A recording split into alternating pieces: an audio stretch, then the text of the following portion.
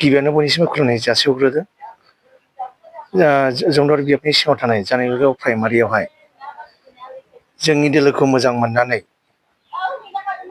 साब्रै सुबुंफ्रा जोंनि इउपिपि दोलोआव जइन जाफैदों। बिथांमोननि नामा फारियै मगदालि बसुमतारी, सनजय बसुमतारी, क्रिस्मा बसुमतारी, अनजिता बसुमतारी।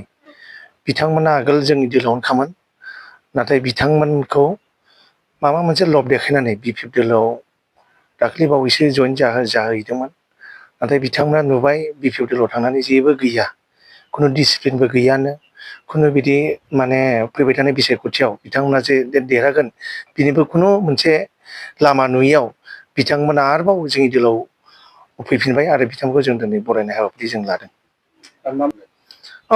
थारैनो जोंनि जे जानो गोनां जे बिसायख'थि बिटिसिनि बिसायख'थि, बे बिसायख'थियाव जोंनि जंदर समस्तियाव जोंनि इउपिपि दोलोआ माने देरहासार जागोना रोखा जाबाय।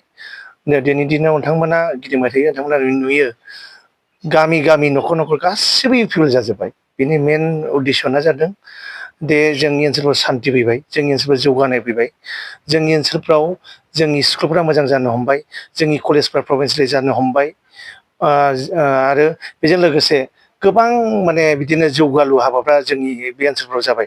बिनि थाखायनो जोंनि इउपिपि दोलोखौ मोजां मोननानै जोंनि भटार्सफ्रा माने रायजो राजाफ्रा लोब लोब जोंनि इउपिपि दोलोआव दिनै जइन जाफैदों।